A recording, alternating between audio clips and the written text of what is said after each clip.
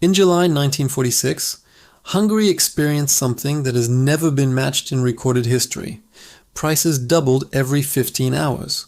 Workers were paid 3 times a day and sprinted to markets before their wages became worthless. The government printed banknotes with numbers so large, 100 quintillion pengő, that the figures lost all meaning. A lifetime of savings couldn't purchase a loaf of bread. But in the same streets, a parallel economy existed.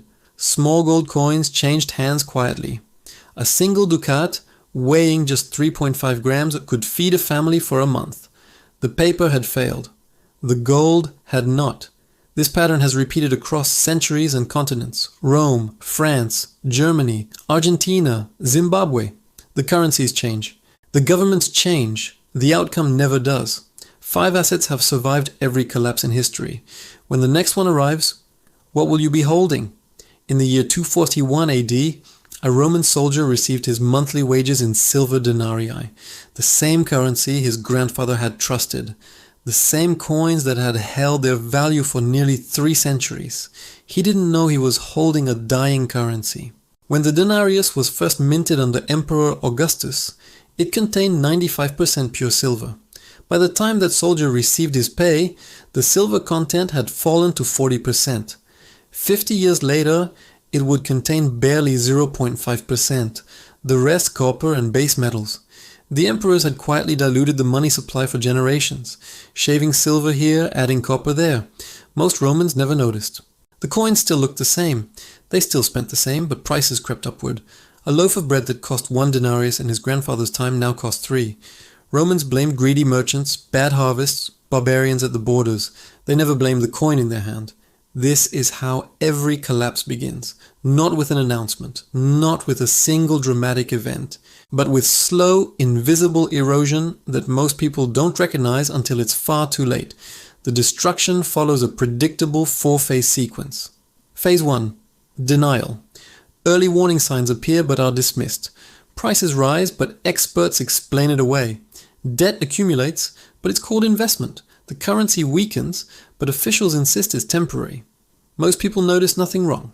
Phase 2. Panic. The erosion accelerates beyond control. What took years now takes months. What took months now takes weeks. The population suddenly realizes something is deeply wrong. But by now, options for protection have narrowed dramatically. In Weimar Germany, this phase began in mid-1922. The mark, which traded at 160 to the dollar in January, collapsed to 8,000 by December.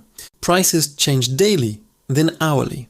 Workers demanded payment twice a day so they could spend wages before they evaporated. A middle-class family who had spent 30 years saving for retirement watched that wealth disappear in 18 months. Phase 3. Confiscation. When governments face economic collapse, they reach for whatever wealth remains accessible. Bank accounts freeze, capital controls appear, assets are seized temporarily for the national good. On December 1, 2001, Argentina implemented the corralito. Without warning, all bank accounts were frozen. Citizens could withdraw only 250 pesos per week from their own savings. Money that people had worked decades to accumulate became inaccessible overnight. Riots erupted. The president fled in a helicopter. Those who had trusted the banking system, who had done everything right, were trapped. Those with money in foreign accounts watched from safety. Their wealth remained untouched. Phase 4. Reset. Eventually, the old system dies and something new emerges. Old currencies are replaced. Old debts are restructured or erased. Old fortunes vanish and new ones are created. In Zimbabwe, the reset came in 2009. After years of hyperinflation that produced the infamous $100 trillion note, the government abandoned the Zimbabwean dollar entirely. Citizens could exchange their worthless currency at a rate of 35 quadrillion to $1. If you held your wealth in Zimbabwean dollars, you were ruined. If you held gold, foreign currency, or productive land, you emerged intact. Within this 4-phase pattern, there is a hierarchy of destruction. Paper assets die first. Stocks decline while most people still believe in the system. Bonds follow as interest rates spike. Then the currency itself collapses, destroying everything denominated in it: savings accounts, pensions, insurance policies. Bank deposits, which most people consider safe, are among the last paper assets to fall. But fall they do. Either through inflation that erodes purchasing power, direct confiscation, or bank failures that exceed insurance limits. Only after paper has been destroyed does destruction reach physical assets. Real estate may be seized or taxed, but land doesn't disappear. Gold may be confiscated, but it retains value in whoever holds it. There is a reason the average fiat currency survives only 27 years. There is a reason 20% of all currencies that ever existed were destroyed by hyperinflation. There is a reason fewer than 20% of the 750 currencies created since 1700 still exist today. The pattern doesn't break, it only changes addresses. So what survives? What assets have emerged intact from every collapse in recorded history? There are 5. Asset number 1, physical gold, the 5,000-year constant. In 1789, the revolutionary government of France created a new currency called the assignat. It was backed by the full faith and credit of the Republic and the seized lands of the Catholic Church. For a moment, assignats traded at par with gold. The revolutionaries declared it the currency of liberty, of progress, of the future. Within 6 years, the assignat had lost 99% of its value. By 1796, the government abandoned it entirely. Those who had converted their gold louis d'or coins to assignats were devastated. Those who had hidden their gold waited out the chaos. When stability returned, they emerged with purchasing power intact while their neighbors had nothing. This pattern stretches back to the earliest civilizations and forward to the present day. On August 15, 1971, President Nixon announced that the United States would no longer exchange dollars for gold at the fixed rate of 35 per ounce. Foreign governments had been draining American gold reserves, exchanging their dollars for metal. Nixon closed the window. Gold traded at $35 that day.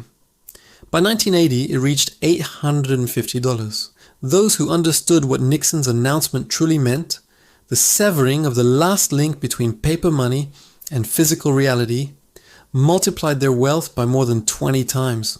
But gold carries risks that must be understood. On April 5, 1933, President Franklin Roosevelt signed Executive Order 6102, making it illegal for Americans to own gold. Citizens were required to surrender their holdings at $20.67 per ounce. 1 year later, the government revalued gold to $35, a 69% increase. Those who had complied were legally robbed of the difference. This is why in 2013, Germany began repatriating 674 tons of gold from vaults in New York and Paris. The operation took 4 years. Germany now holds over half its reserves on its own soil.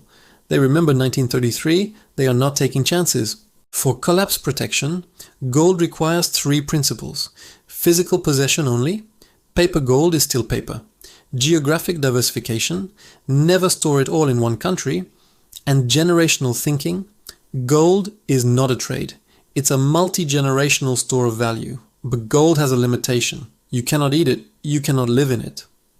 Asset number 2, productive agricultural land. The asset they cannot print. On a September morning in 1945, a Japanese landowner named Takeshi Yamamoto stood in his rice fields outside Osaka and watched American bombers fly overhead. The war was over. Japan had surrendered. Yamamoto had lost almost everything. His war bonds, worthless, his savings, frozen and soon destroyed by inflation. His import business, obliterated with the ports. But beneath his feet, the soil remained. Within 5 years, that soil made him wealthy again. As 80 million people needed to eat, as the economy rebuilt, his land produced rice. Rice that hungry people would pay for in whatever currency existed. Rice the government could not print. His paper wealth was destroyed. His productive land endured. But not all land is equal. The land that survives collapse is land that produces. In 1845, Ireland was densely populated with tenant farmers working land they didn't own. When the potato blight arrived, 1 million died and another million fled. The tenants, those who worked the land but held no title, were devastated. When they couldn't pay rent, they were evicted. When evicted, they starved. But the landlords retained their holdings. When the famine ended, they still owned the land. However, land can be taken. In Zimbabwe beginning in 2000, Robert Mugabe's government expelled farmers and redistributed their land to political allies. The land didn't disappear, but its owners did. The pattern reveals a critical distinction. Land is vulnerable to revolutionary confiscation, but resistant to monetary collapse. In Weimar Germany, hyperinflation destroyed paper wealth, but left land ownership intact. In Argentina's 2001 crisis, property rights were maintained despite currency destruction.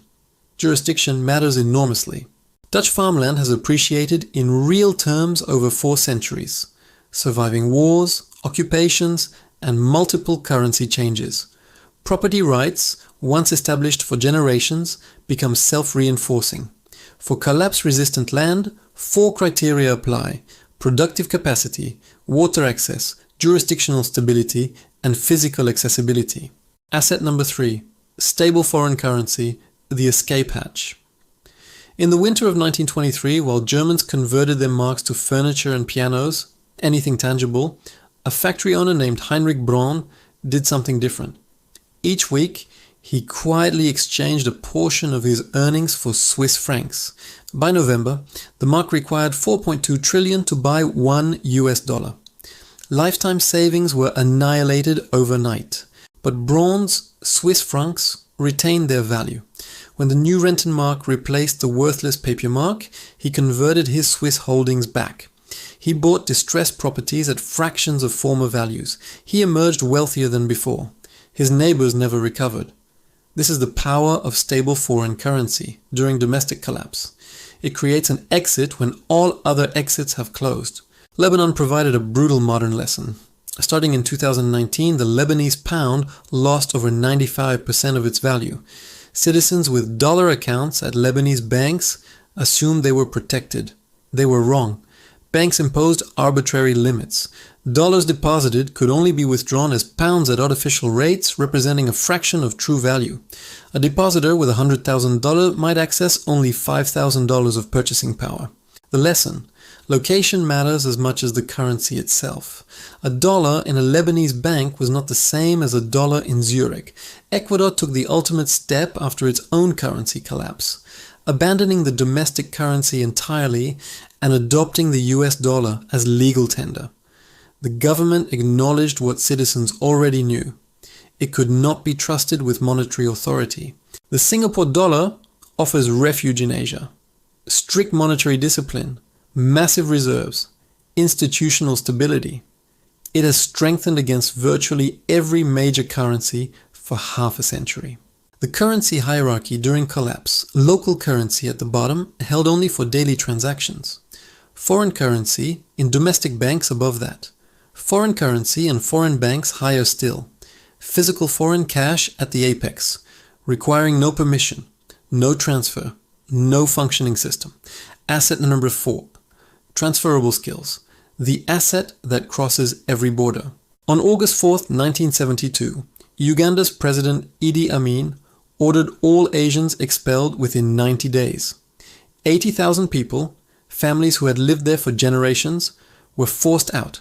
Businesses confiscated, bank accounts frozen, properties seized. They arrived in Britain and Canada with virtually nothing. Within a decade, the Ugandan Asian community in Britain had become one of the most economically successful immigrant groups in the country. Former shopkeepers built retail empires. Former factory managers started manufacturing companies. By the 1990s, their average income exceeded the native British population. They had lost everything tangible, but they retained something Amin could not confiscate: skills, knowledge, and commercial instincts developed over generations. The Cuban exile community demonstrated the same pattern. Between 1959 and 1980, approximately 800,000 Cubans fled Castro's revolution. They arrived as refugees in South Florida. They built what became known as the Cuban miracle. Former bankers established financial institutions. Former manufacturers started factories. Within 2 decades, they had transformed Miami from a regional tourist destination into a major international business hub. They accomplished this not because they arrived with capital. Most had nothing. They accomplished it because they arrived with capabilities. Jewish refugees from Nazi Germany followed an identical trajectory. Albert Einstein brought physics. Billy Wilder brought filmmaking. Thousands of doctors, lawyers, scientists, and engineers brought expertise that enriched their adopted nations. Studies found that within one generation, their descendants exceeded national average income levels. The pattern is clear. Skills that transfer are skills that solve universal problems. Medical training works in any country. Engineering expertise applies everywhere. Agricultural knowledge translates wherever crops grow. Skilled trades, electricians, plumbers, mechanics are needed in every society. Unlike gold, skills improve with use. Unlike land, they travel freely. Unlike currency, they cannot be printed into worthlessness. Asset number 5, essential commodities, the things people actually need. On October 17, 1973, Arab oil-producing nations announced an embargo against countries supporting Israel. Within weeks, crude prices quadrupled. Gas stations across America posted, "Sorry, no gas today." Drivers waited in miles-long lines. The president asked citizens to lower thermostats. The national speed limit was reduced to 55 miles per hour. The most powerful nation on earth had been humbled, not by military force, but by the denial of a commodity it couldn't produce in sufficient quantities. Commodities are the foundation upon which everything else rests. Currency is a claim on commodities. Financial assets are derivatives of commodities. When commodity supply fractures, everything built upon it trembles.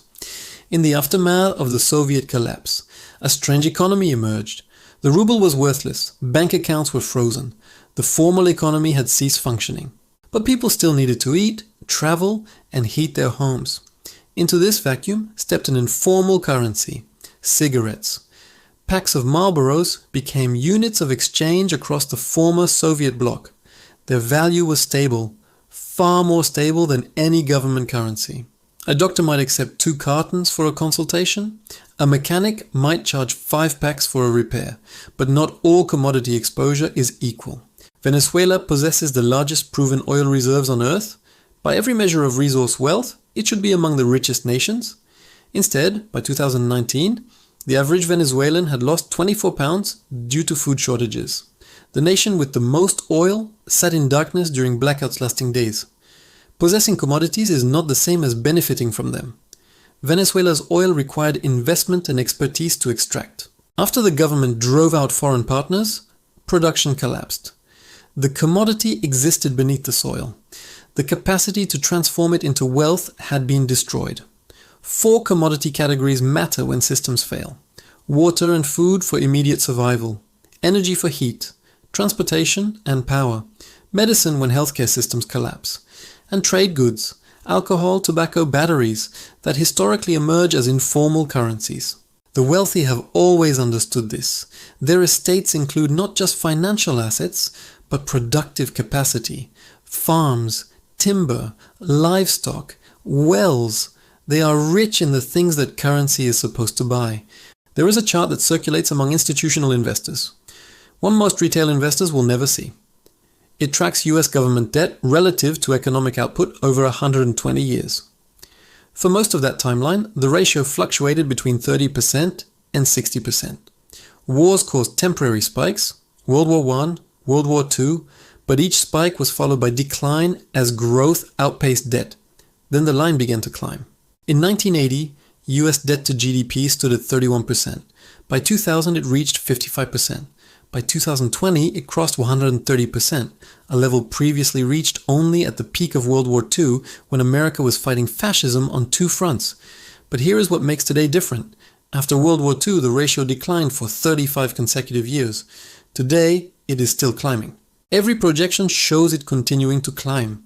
There is no plan to reverse it. The political system has lost the capacity to even discuss reversing it. The numbers have reached scales that defy intuition.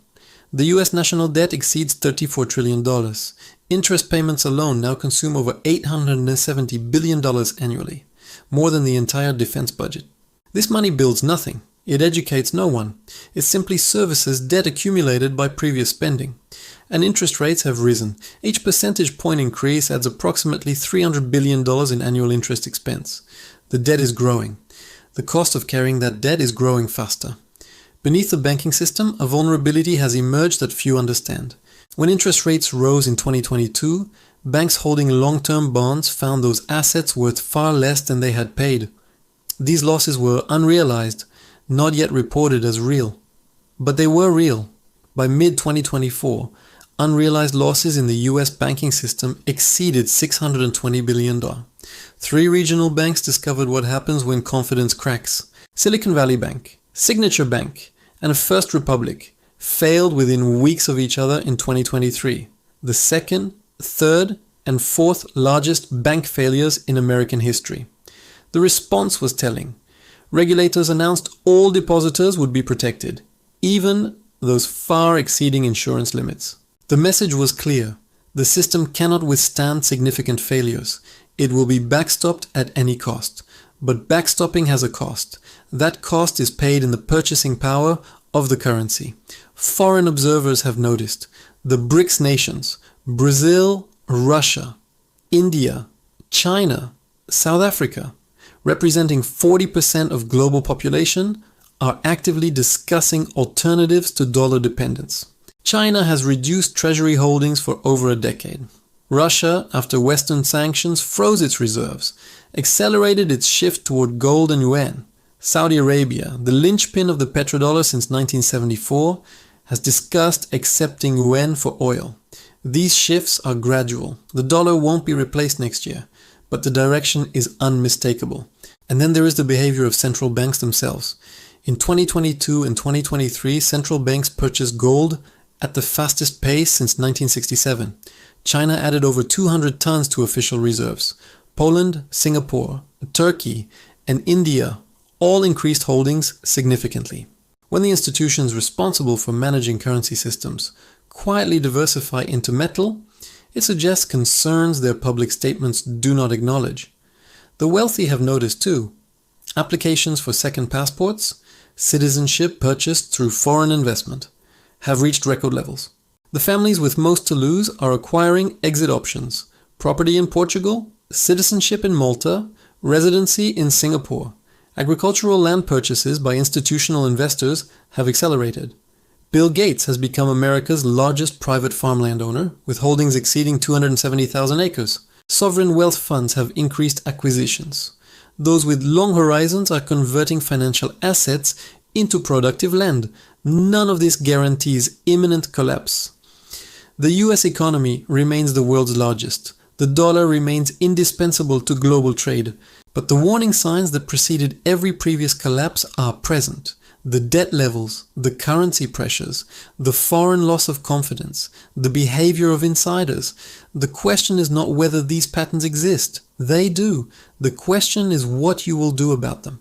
On the morning of March 16, 2013, the citizens of Cyprus woke to discover that the rules had changed while they slept.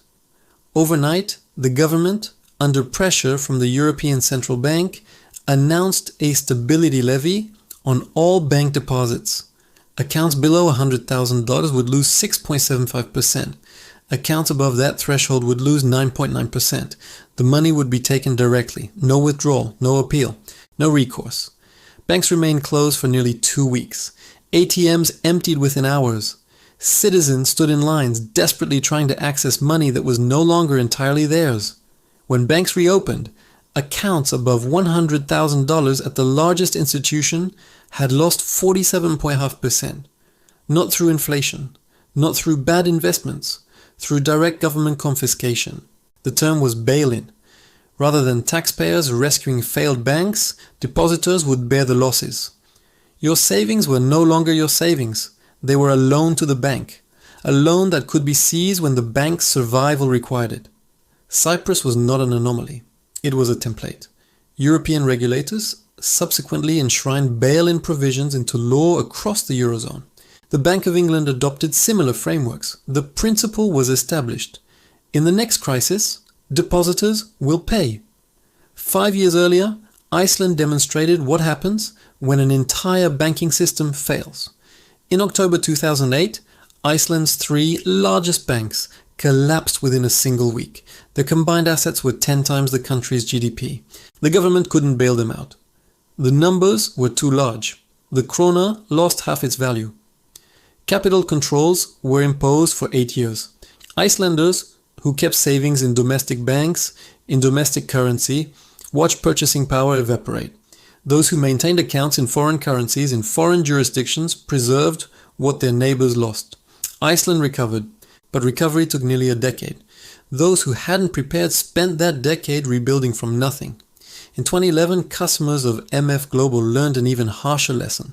MF Global was a commodities brokerage that held customer funds in supposedly segregated accounts, legally separate from the firm's money. When MF Global collapsed due to bad bets on European debt, customers discovered their segregated funds had been used to cover firm losses. Over 1.6 billion in customer money vanished. The customers had done nothing wrong. They had followed rules. They had chosen a regulated firm. They believed legal protections would protect them. They were wrong. Years of litigation recovered only a portion. Some customers never recovered fully. The rules were only as strong as the institutions enforcing them. Greece between 2010 and 2015 showed what happens when a developed nation's finances spiral beyond control. Capital controls were imposed in June 2015. Greeks could withdraw only $60 per day from ATMs. International transfers were prohibited. 11 million people discovered their money was trapped. Accessible only in small amounts, only within the country, only at government discretion. The controls lasted years. Greeks who needed large purchases, who had business abroad, who planned to travel, found lives constrained by the daily limit. Their money existed in theory. In practice, it was inaccessible. Those who had moved funds abroad before controls were imposed faced no such constraints. The border that trapped their neighbors' money didn't trap theirs. These examples, Cyprus, Iceland, MF Global, Greece, share a common thread. People who believed they were safe discovered they were not. The protections they trusted? Deposit insurance, segregated accounts, stable currencies, reliable banks, failed when needed most. This is not an argument for paranoia. Paranoia leads to poor decisions. Selling everything, hoarding cash, retreating from society. That approach destroys wealth as surely as any collapse. This is an argument for pattern recognition. The patterns are clear. They have repeated across centuries. They will repeat again.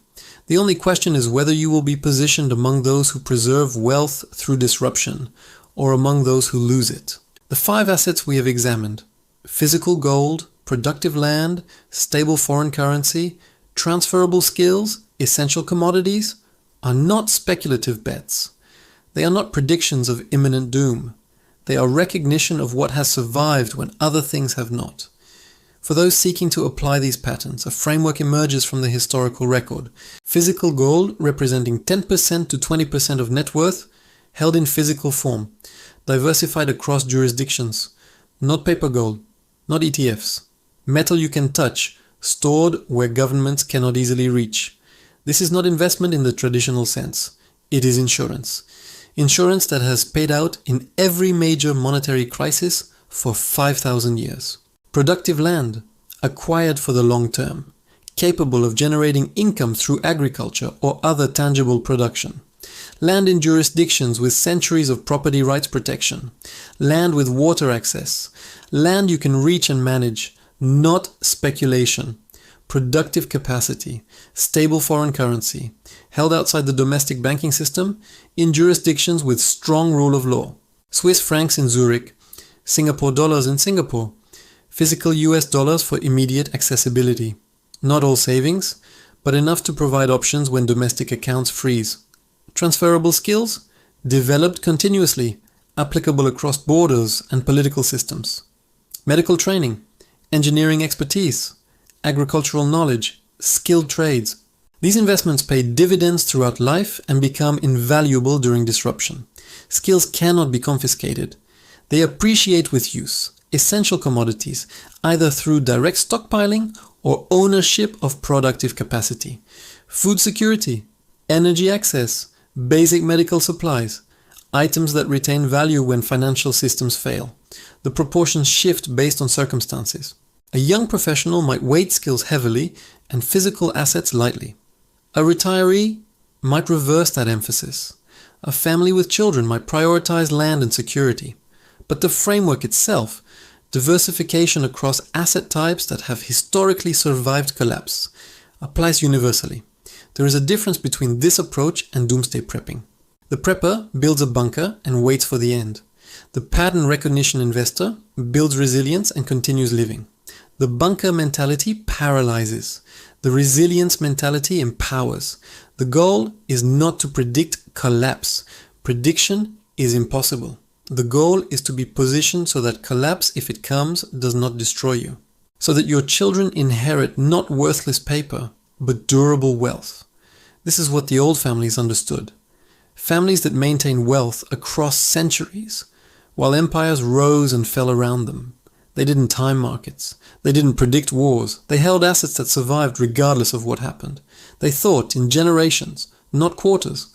And here is the final calculation. Everything we have discussed requires action taken before crisis arrives. Gold purchased during currency collapse costs multiples of what it costs today. Land acquired during upheaval comes with risks. Peacetime purchases do not. Foreign accounts opened during capital controls are impossible to open at all. The window for preparation exists only while the system functions. When the system fails, the window closes. On December 25th, 1991, the night before the Soviet Union ceased to exist, it was already too late for Soviet citizens to prepare. The decisions that determined who preserved wealth and who lost everything had been made years earlier, quietly, by those who recognized the patterns. In July 1946, when Hungarian prices doubled every 15 hours, it was too late to acquire gold. Those decisions had been made months before, when the pengő still seemed stable, when normalcy still seemed permanent. Today, the American flag still flies. The dollar still circulates. The banks still open each morning. But the patterns that preceded every previous collapse are present. The debt exceeding wartime levels. The banking system with hundreds of billions in hidden losses. The central banks quietly accumulating gold. The wealthy acquiring farmland and foreign passports. The foreign powers discussing alternatives to the dollar. History does not repeat exactly, but it rhymes with haunting consistency. The Hungarians who held gold in 1946 fed their families. The Germans who held Swiss francs in 1923 emerged wealthy. The Cypriots who banked abroad in 2013 kept what their neighbors lost. Those who ignored the patterns, who trusted that this time was different, that their country was exceptional, that the rules would hold, became statistics.